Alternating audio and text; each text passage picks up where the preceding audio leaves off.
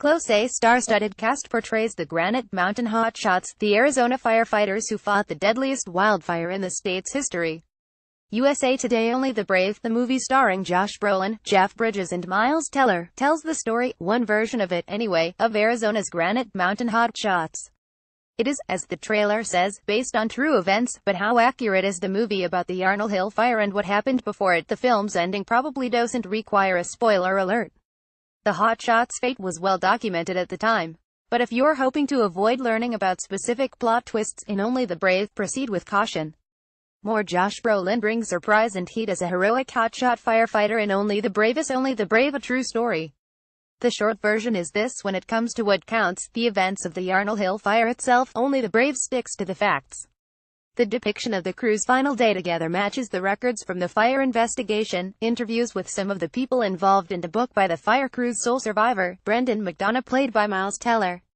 In other parts of the story, it's hit or miss. Even before the movie's debut, some of the family members of the firefighters raised concerns about the film's depiction of events. The Wildland Firefighter Guardian Institute, a group founded by three surviving relatives of real-life hotshots, the widow and the mother of hotshot Andrew Ashcraft and the widow of hotshot William Warnick, issued a statement challenging the film's historical accuracy. Apart from a few characters, they said, the film doesn't depict how other families dealt with the tragedy. Know that this movie will not answer questions about what happened that day outside of Lost, the group said. This is a Hollywood movie. It does not show complete truth, it is just a movie. So how much is true? With everything outside of the deadly fire itself, the movie unspools for more than 90 minutes before the firefighters roll into Yarnell. The screenwriters and director Joseph Kosinski take liberties with geography and chronology, ratcheting up the dramatic tension in ways real-life didn't. Still, a lot of what's there is true. Here are some things Only the Brave gets right and some it doesn't. True real-life characters. The real Granite Mountain Hotshots and others are played on 4-1 by actors including Josh Brolin as Eric Marsh, the leader of the hotshot crew. Miles Teller as Brendan McDonough, the only surviving hotshot. He was posted as a lookout away from the rest of the crew on the day of the fire. James Badgedale as Jesse Steed, the crew's captain and one of its longest-serving members. Taylor Kitsch as Chris McKenzie, a member of the crew. In one scene in the movie, Kitsch's character can be seen taking pictures. In real life, Mackenzie took pictures and video on a handheld camera the day of the fire. Those images, recovered and shared with officials, contributed to the subsequent investigations. Jennifer Connelly as Amanda Marsh, Eric Marsh's wife, who has been sometimes outspoken about the crew since the fire. Every member of the 20-man crew has a real actor playing him in the credits list.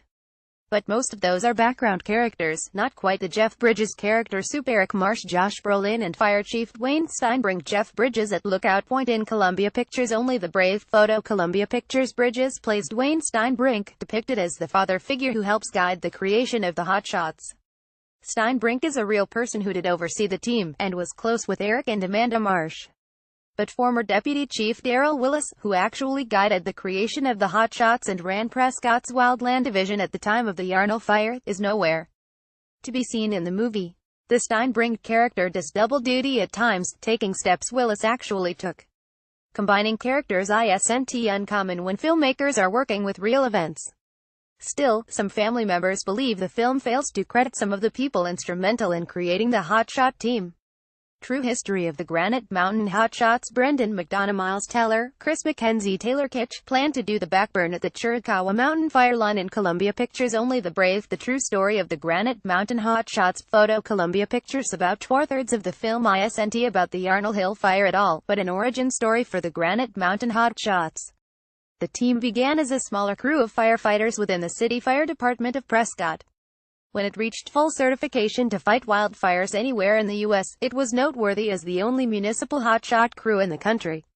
Most crews are run by larger agencies such as the Forest Service. The movie opens on the 2005 Cave Creek Complex fire north of Phoenix and suggests that experiences there motivated Eric Marsh to certify his then Type 2 wildland firefighting crew as an elite crew of hotshots. The real-life crew had worked for years before becoming certified as an elite Type 1 crew in 2008. And the team did later work on the 2011 Horseshoe 2 fire in southern Arizona, as depicted in the movie. Close. Josh Brolin, who stars in the new movie Only the Brave, has some fun with us as he dishes on courage, shaven eyebrows and his Justin Bieber-like haircut. USA Today know quite how long the firefighters were together. The film also suggests the hotshots were together for longer than they actually were. In reality, the turnover on the team, both before and after it was certified as an interagency hotshot crew, was frequent, as is the case on most wildland crews. A few team members had been on for many seasons. Some among the crew, though, were in their first or second season. Almost nobody on the crew had been there the duration of the team's existence. True dark sides of Eric Marsh. Brendan McDonough movie pulls no punches in depicting the challenges of at least two crew members. Marsh's past troubles with substance abuse is referenced, part of an attempt to connect him with McDonough Teller. McDonough first appears in the film sitting on a couch with a buddy and a bung, stoned out of his mind. Later, he is shown stealing a GPS unit from a vehicle in Prescott and then on the phone from jail trying to raise bail money. All are events from his life. Not quite at Brendan McDonough get bitten by a rattlesnake. The movie shows the crew working on the Dose fire, which did happen in real life, shortly before Yarnall, and then shows McDonough being bitten by a rattlesnake. In the movie, he lands in the hospital, where he has to recover. In real life, McDonough never mentioned a snake bite nor a stay in the hospital in the days leading up to the Yarnall fire. Instead, he said he went to a funeral and dealt with a bat flu. Snakebite treatment is never mentioned in any official reports as a reason McDonough was placed on lookout duty instead of the fire line. The snakebite episode seems more useful to further other plot points, most notably Mackenzie's infatuation with McDonough's nurse at the hospital.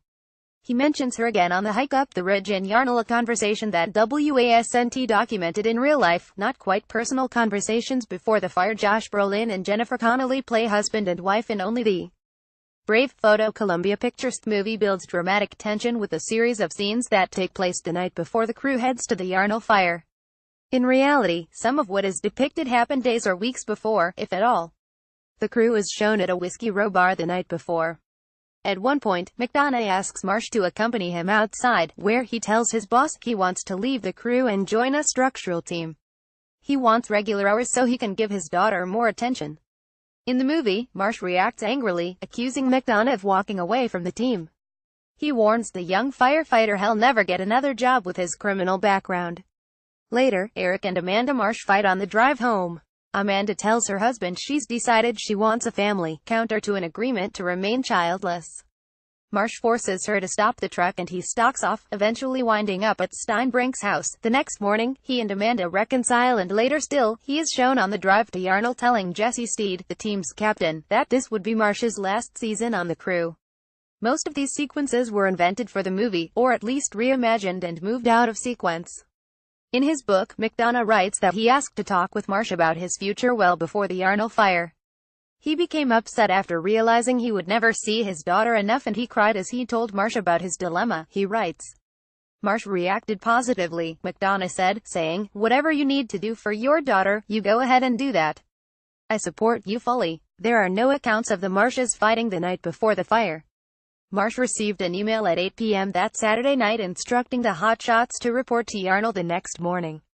In the movie, he receives a phone call at sunrise. He activated the phone tree and told the crew to meet at Station 7 by 5:30 Sunday morning. There is no record of what Marsh and Steed discussed on the drive to Yarnall. True, what happened to the Granite Mountain Hotshots? Aside from a few snippets of conversation among the Hotshots, the movie sticks to the official record once the crew arrives in Yarnall. Much of the dialogue is taken from radio transcripts. Small details differ. The Blue Ridge Hotshot crew, whose members helped McDonough move his crew's vehicles out of reach of the flames, is depicted as the Blue River Hotshots.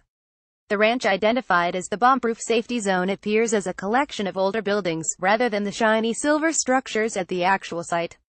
But the film nails other scenes. Marsh reacts angrily when an air tanker drops retardant on an area the Hotshots had been burning to build a line against the fire's advance. The scene had been foreshadowed earlier when another tanker drenched the crew at another fire near the Grand Canyon. McDonough is shown taking on the role of lookout as the crew heads up the ridge. The movie suggests he was still recovering from the snake bite.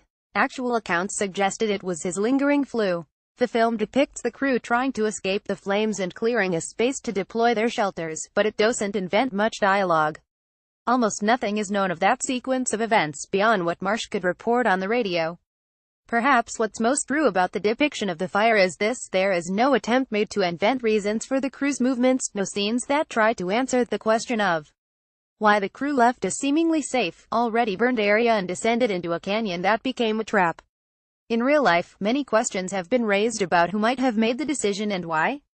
But in the movie, as in real life, the reason isn't known. Not quite. The ending of Only the Brave. The movie depicts a dramatic sequence in which McDonough's appearance at a school in Prescott reveals, without words, to horrified family members that he was the only hotshot who was not lost in the fire. He is then shown walking outside, where he is comforted by Amanda Marsh. In reality, the wives and family members learned of the deaths more haphazardly, through the media or social media in some cases. At the time, and to this day, family members say they were forced to go through the trauma in too public of a manner. In his book, McDonough said he spoke with wives and mothers and other family members of the lost crew. "My place was with the families," he said.